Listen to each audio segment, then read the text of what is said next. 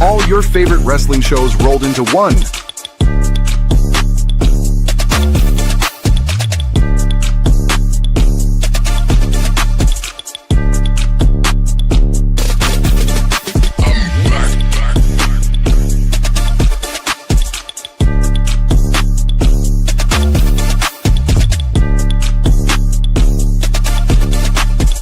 Welcome to the We Book It podcast. Let's start the show.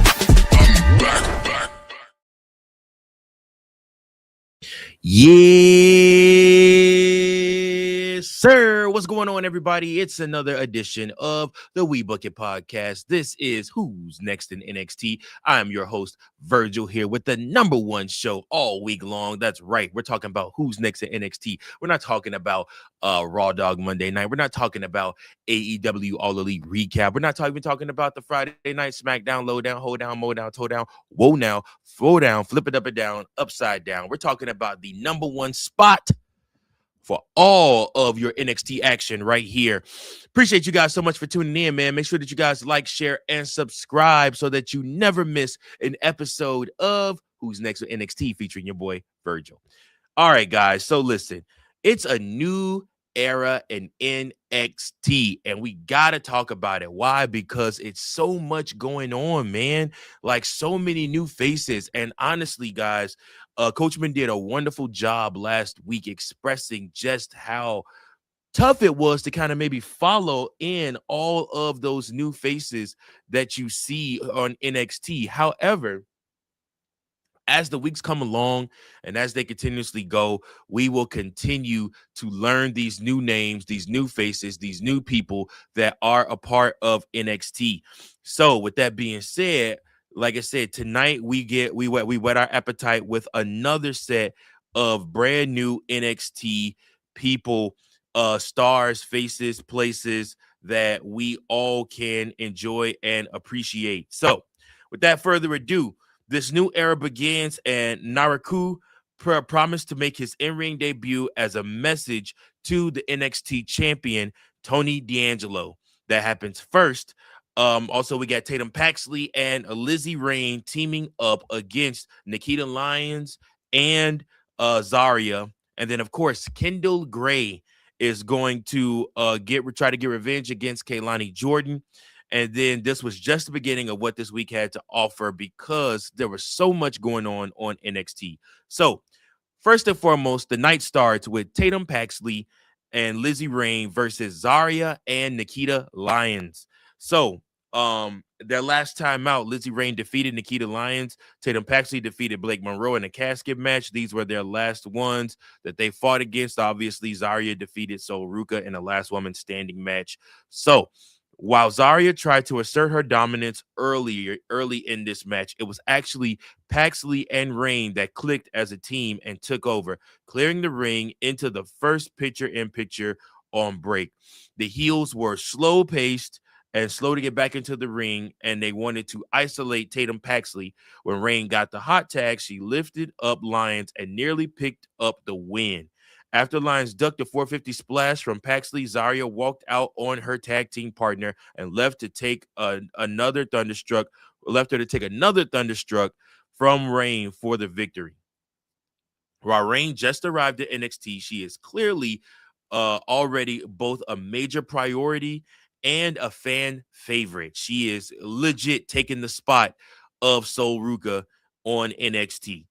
Her infectious energy carried this match. This was a lot of good action to open up the show. Here's something that NXT does that I wish WWE in whole would do more of. Start the freaking show off with a match. It don't always have to start with a promo. I feel like Raw and SmackDown are bland in a lot of ways because a lot of times they start the shows off with nothing but promo. And it's just like, you don't have to do that. I think sometimes going right to in-ring action will give you exactly what you need to get the show right, especially when it's a match like this. These four women put on a hell of a show. Obviously, they're protecting Zarya. They have big plans for her. She's either going to be NXT women's champion or she's going to be a North American champion here real soon. You can tell that they're really getting ready to put a lot of what they have stock-wise into her.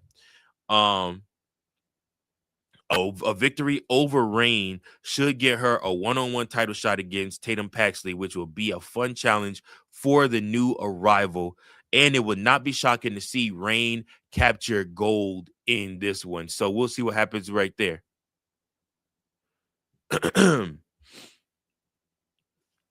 We'll look at Booker T did a good job selling fully why Zarya was in this match under protest, that she did not want to be in tag matches anymore. She's done with the tag matches. She wants to be a main event player. She wants championships. That's what she wants. And so she made it clear this is her goal and this is what she wants. Her confidence as a heel has added so much up for what she is and what she could do. And it finally looks like it's starting to work for her. All right, next up, we got Naruku versus Lince Dorado. This match, so Dorado showed off his veteran experience with a fast-moving lucha libre to keep Naruku on his toes, but the former Evil still sealed his first NXT win with the Enter the Abyss, formerly called Everything is Evil, as which is basically an STO. But Naruku made it clear afterward to the camera that he is pure evil. This was a fairly basic showcase for Naruku. He gave Dorado more offense than he probably should have, but picked up the win in the end. His entrance presentation was more important this week than his in-ring work. He comes out as a serious threat immediately, bathed in purple smoke. Hopefully he can show off more against higher level competition in the near future, because this match did not make him come off as a serious threat yet in the ring. Obviously, he's a big deal and probably will be the guy to take that NXT championship off of Tony D at some point. He wants that NXT championship, and again, he's probably going to get it. So NXT needs to get the pronunciation of Naruku's name down quickly. The crowd followed the example of Mike Rome and called him Naruku. Booker T kept saying Naroku, and Vic Joseph kept emphasizing the second syllable over the third. Again, it's really odd, but again, like I said, he's a guy from New Japan, so I know they're trying to get it right. So Jada Parker also interrupted Natty's interview to question the veteran, calling her soft.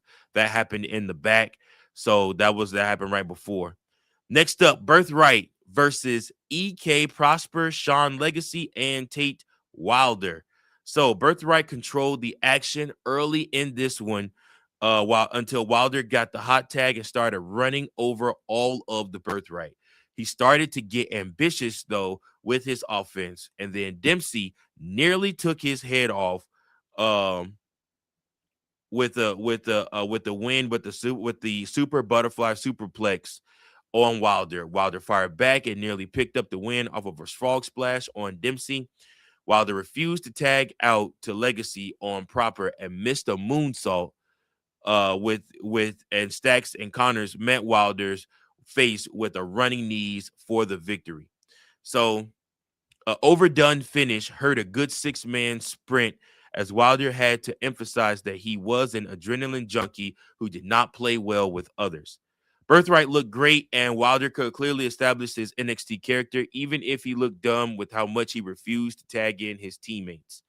The established team needed the win and should continue to cause problems for their competition.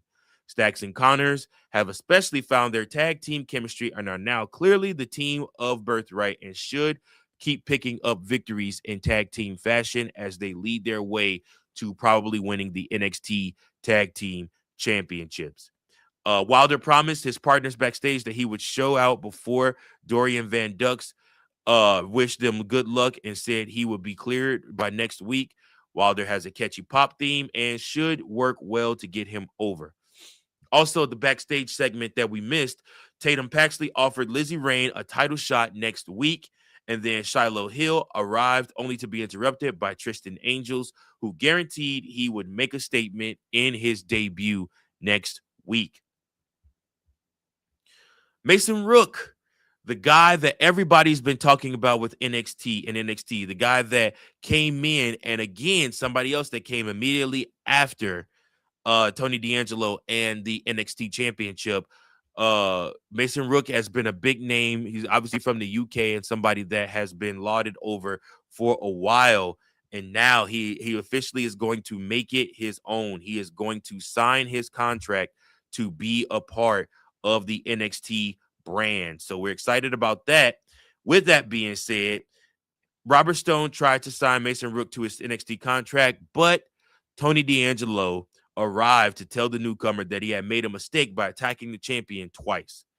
Cam Hendricks tried to attack D'Angelo again, only to get knocked down. Then security tried to calm tensions, but Rook moonsaulted out of the ring into the security. Again, a dude that size, I'm going to tell y'all this, a dude that size with that height should not be able to moonsault over the ropes. But again, this dude is talented. He finally signed his contract as Stone reprimanded him before staring down the NXT champion. It was good to truly hear from Rook for the first time, but something is not clicking yet with his presentation. He looks like a poor man's Kevin Owens, if that makes sense to you. Rook doing a moonsault at all is impressive, though he did not fully get the air to lay out security. Stone yelled at Rook like he did something horrible, but he did not even attack the champion directly this week. So, again, it didn't make sense right there. We'll see what happens, man. He's an athletic big man, and he's somebody that we definitely got to watch for. He was my pick for who to watch for in wrestling this week on the Sunday Stunner episode because of what he's been able to do in the ring. The crowd continues to love the full Rook chant and supported him throughout the segment despite him playing the heel. Rook brought up John Cena's social media endorsement, making him that officially NXT canon. And then Emily Agard spoke with OTM at a poolside barbecue, talking up Bronco Nema's support of his little brother and Lucian Price's artistic love. Then Miles Bourne told an annoyed Tavion Heights backstage that Bourne and D'Angelo would face Hendricks and Rook next week. Stone also had to deal with Naruku laughing in his face backstage and Tate Wilder asking for another match, which Stone gave him against Keanu Carver. All right, so next up, we got Jackson Drake with the Vanity Project going against Noam Dar. So the Scottish Supernova started to build himself by booting the Vanity Project's leader right out of the ring to start the match. Brad Baylor, Ricky Smokes, and Micah Lockwood did their best to keep Dar's attention divided so that Drake could build up his own momentum. Dar caught Drake in an armbar for a near submission. Drake escaped outside, and while Dar fought off Baylor and Smokes, Lockwood grabbed his leg to set up a running knee and a 450 splash for the win. As the Vanity Project celebrated, Dark State arrived to confront the NXT Men's Tag Team Champions. Cutler James and Osiris Griffin announced Dion Lennox and Saquon Sugars would challenge Vanity Project next week for the tag titles, hoping this would get all of Dark State working together again. Dar and Drake delivered a fun yet forgettable match that mainly continued to sell that Drake is one of NXT's highest priority stars. It was good to see the Scottish Supernova back in action after a long injury hiatus. He is not the same man he was, though, especially lacking a metaphor behind him. This first match clearly showed why Dar needs allies, and Romeo Moreno has the clearest path back to back him up early on. Metaphor was a fun stable in NXT for a time, and Dar's best role in NXT is as a facilitator to the future stars. NXT should surround him with multiple stars in the near future. Dark State versus Vanity Project is an intriguing match on paper. However, particularly it's setting up a full face turn for the struggling Dark State. Sugars was the star of the post-match promo segment, highlighted by his charisma, and he seems ready for more opportunities. I've told you guys before, Saquon Sugars is definitely going to end up being probably a North American champion here before long. In the locker room, Marino tried to hype up Dar before his match, but the Scottish Supernova clearly lacked his usual confidence. Lockwood carried Drake on her shoulders in the new Vanity Project entrance, and then Vic Joseph questioned why Dark State would interrupt Vanity Project, even though the group had clearly stated they wanted the tag team titles back in the past few weeks. So a little bit of non-congruency there between the game. Next up, we got Kaylani Jordan versus Kendall Gray with Ren Sinclair. With Rent Sinclair on crutches in Gray's corner, Gray and Jordan exchanged athletic offense early in this contest. Jordan was not ready for Gray to fire up, dropping the straps and showing around and throwing around the former North American Women's Champion. Jordan finally found an opening with a springboard drop kick and sit-out power bomb for a near fall. Gray caught Jordan mid one of a kind moonsault with an ankle lock. Jordan flipped her away free, only to get caught with an arm bar.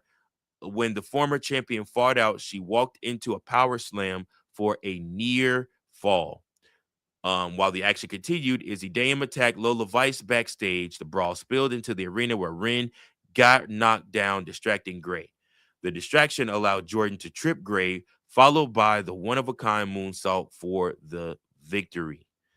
Um, Again, this is one of the best matches Jordan has looked in a long time, and not just because she had a great dance partner. She looked fluid with confidence with her offense throughout the whole entire match. This allowed a few well-timed cheap shots to garner extra heat while the match had full crowd attention throughout. So, again, Kehlani Jordan beat Kendall Gray by pinfall in this match. So, we'll see what happens from here. Right before the main event, Callie Armstrong promised to take over NXT's women's division.